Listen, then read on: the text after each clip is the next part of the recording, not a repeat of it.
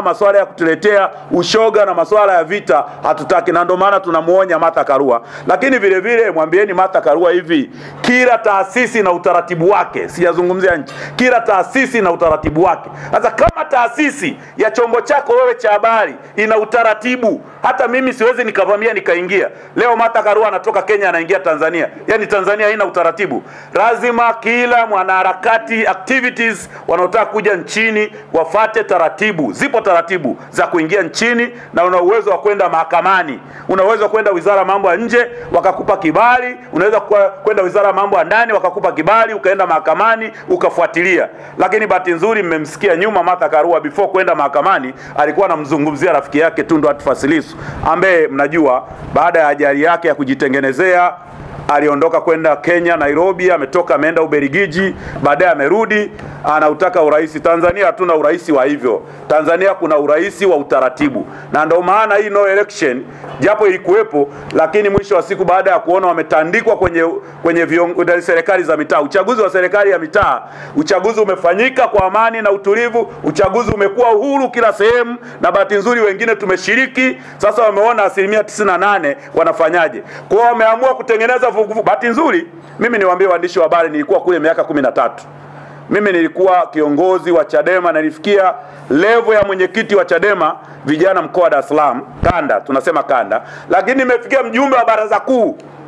Mjumbe, mlisikia baraza kuu. Mimi nilikuwa mjumbe wa baraza kuu.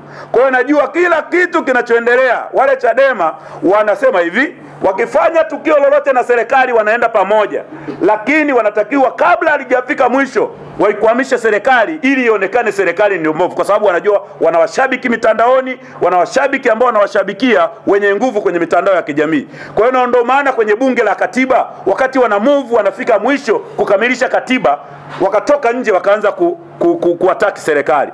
Na ndio maana nawaambieni haya mambo yote, na serikali ijue haya mambo yote, hata wafanyeje, hata wawabebeje, wanatakiwa tu wanawe kama hivyo wamesema no election, wakae pembeni, maisha ya Watanzania yaendelee, tufanye uchaguzi. Vipo vyama, kuna Chauma tunaiona inakuwa kubwa, kuna ACT Wazalendo vitaingia kwenye uchaguzi, na Mungu inshallah atatusaidia na tutashinda. Kwa hiyo mwisho naomba niwaambieni hivi, leo nimemsikia rais wetu amezungumzia kuhusu uzalendo. Ni kweli, huwezi kuwa mzalendo mtumishi wa umma unatoa nyaraka za serikali. Haiwezekani. Haiwezekani. Ni utovu wa nidhamu. Unajidai mzalendo eti kwa sababu unataka kumchafua rais. Huwezi kumchafua Rais Samia hata kidogo. Yaani Rais Samia image yake mmemchafua muda mrefu, lakini mwisho wa siku Profesa Janabi ameshinda kwa kishindo. Kura 33 kati ya 44.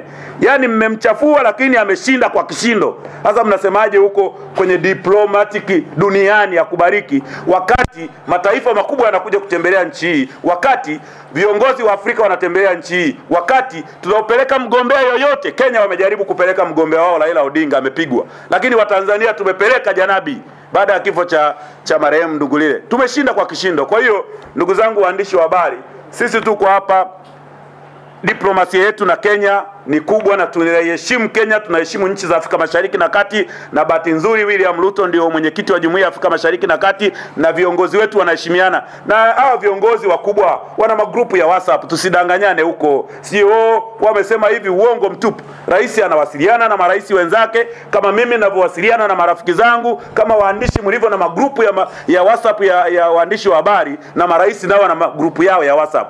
Kwa hiyo wanawasiliana na wanajua mambo yanaenda vizuri.